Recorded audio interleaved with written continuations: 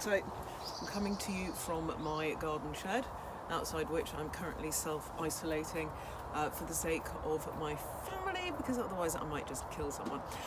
So we're doing stock. I wanted to show you how to make a really good chicken stock out of things that you might otherwise just throw away. I think it's a really useful skill to have any time, but at the moment, particularly if you manage to get your hands on a nice fresh chicken, the last thing you want to do is not use every available piece of it.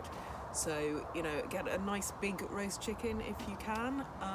You can make loads of meals from your leftovers, and as I say, I'm going to show you how to make a gorgeous stock from the leftovers. First, I'm going to show you how I roast a chicken, because all the bits that I roast a chicken on are absolutely essential for stock. Is this a long process? Reasonably, but if you're having a roast chicken anyway, you know, that's a couple of hours. You're not going to roast it just for stock, you're going to eat it. Is it difficult? No, absolutely not. Anybody can do this. Is it time consuming? No, it's not actually, because the prep is really quick. It takes ages boiling the stock. I've said 8 hours on the video, but actually I usually probably boil mine closer to 12 to 16 hours even. But that's hands off. You know, you're in the house anyway at the moment, more than likely, or somebody is in your house, so they might as well be keeping half an ear on your stock and checking every hour or so that it's not boiled dry. That's really all it comes down to. And from this you can make a million healthy and nutritious soups, stews, curries, all kinds of things. So, first, into the pan we have some roughly chopped celery, about half of a head of celery. Then we have a cooking apple. Gosh, I'm coherent today. Don't know what's the matter with me. Now, if you, we go through phases when we eat loads of apples, and then we buy loads of apples, and then suddenly everybody stops eating apples, presumably they're sick of them. So if you have apples that have started to go slightly soft in your fruit bowl, for whatever reason, this is an ideal use for them. You don't want to throw those away, either make them into crumble, or here we go. Now, chicken. Chicken on top of that. There we go. Always wash your hands in hot soapy water when you've been handling raw chicken. And next on, lemon halves. So I just squeeze those on like that and insert them into the chicken.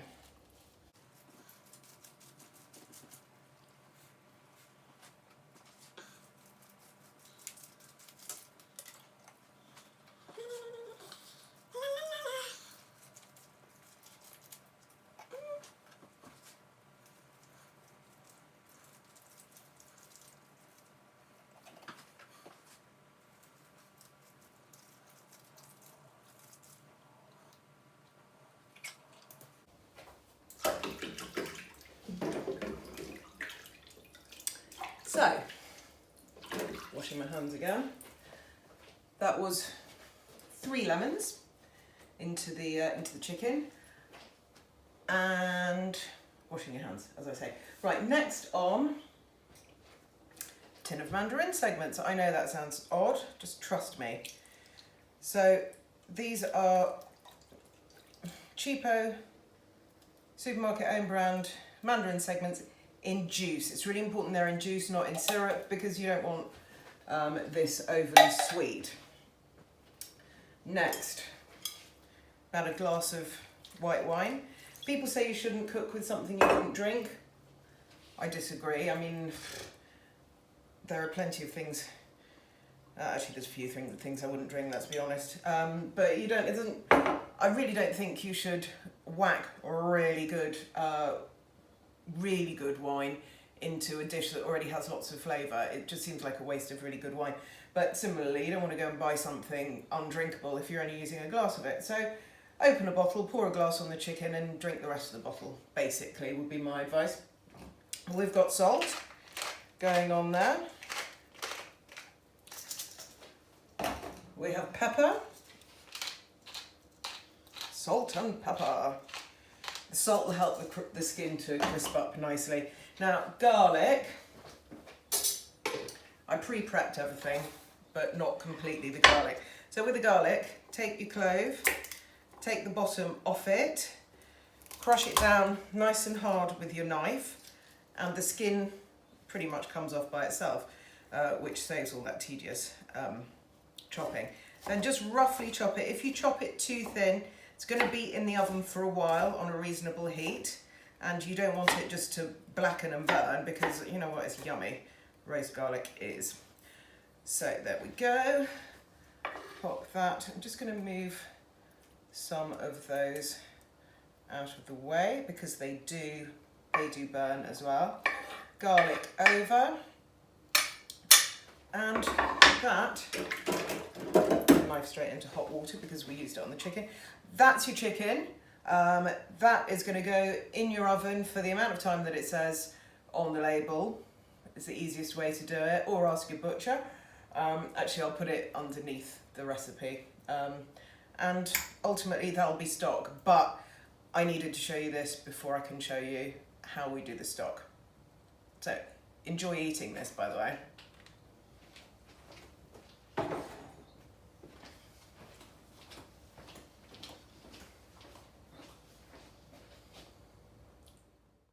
This is what your glorious bird will look like when it's ready to be eaten, all golden and delicious. And this is what it'll look like when your family have finished with it. Over to Mr Pennington. Before dismantling the chicken, you need to have a sip of wine. Well done to me. Right, now it's very simple. Just get the breast, like that. That's most of it. Stick it in there. A bit more breast. Lovely. A bit of breast, like that. Get rid of the citrus fruit. Oh, that's a very important point. Whether it be apple or lemon, and chuck them in the bin. Say hello to Seth. Say hello to Seth. Say hello to Seth. Hello, Seth. Very important though point there is, although we stuffed it with lemon, if you put that in the stock goes bitter and horrible. Bitter. It goes bitter. Bitter. We don't want that, do we? Then what you do is you just dismantle, get rid of the bones, nice meat there. Lovely, and then you have a dog bowl ready for the not so nice meat. Not sure that should be on the surface there. That's done. There it goes. And then the bone in the stock pot. Lovely. And a few more bones here that don't need. Yeah, could you pass the stock pot closer? Would you mind? Okay, put it here maybe. That's a good idea. We'll move the wine. Excellent plan. That means we can leave the wine here. Here's the wine. So no bones in there. So anything, so that meat there, that's no good to man nor beast. Well, it is, it's good for Sav, so that's in there.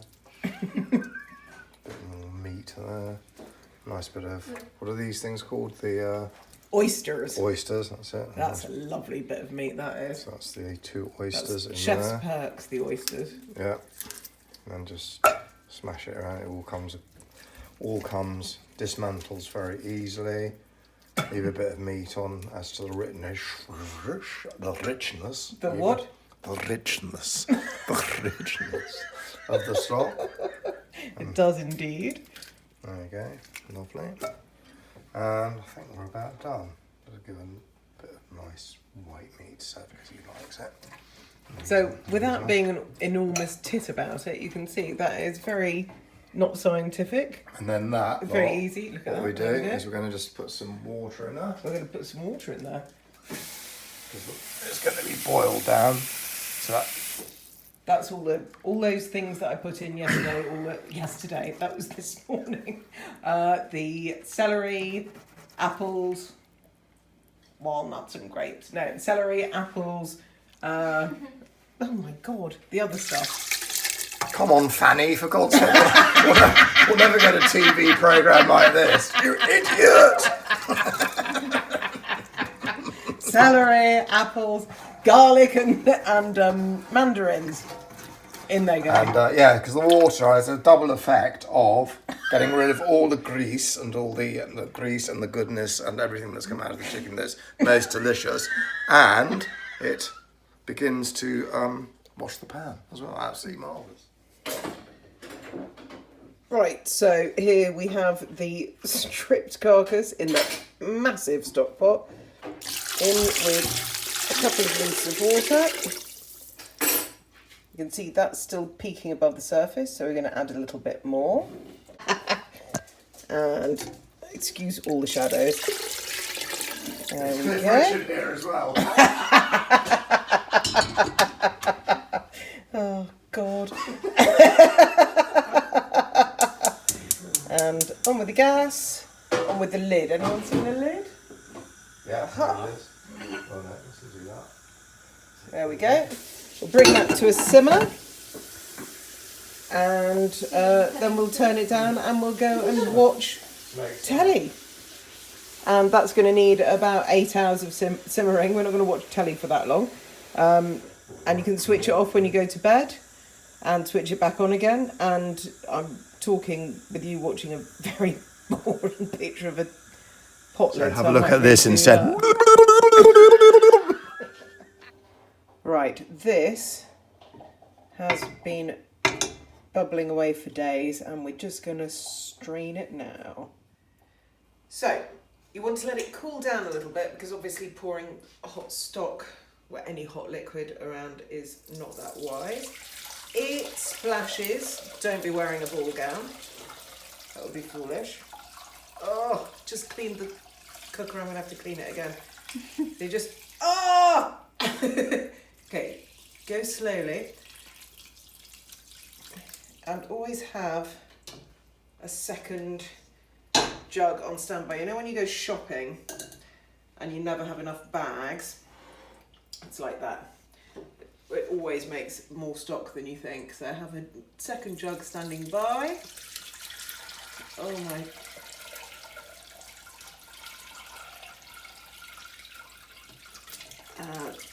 There we go, all the bones out. Nice carcass. Yeah, all the bits of carcass. I'm going to leave that one there for 5 minutes or so just to drip through because I'm a little bit scary about getting every last bit out, all the goodness. And that then is it. You have your stock. You can freeze it in ice cube trays. You can freeze it in little pots. You can keep it in the fridge for a few days. You can use it straight away. You can drink it if you like every morning. People do that. You can make it into a soup. You can do whatever you like with it. If you've got a curry recipe that normally adds water, add your stock to it instead of water and it gives it a beautiful richness. And this stuff is so good for you for coughs and colds. It is, I mean, it's scientifically proven to make you better. So there we go, stock.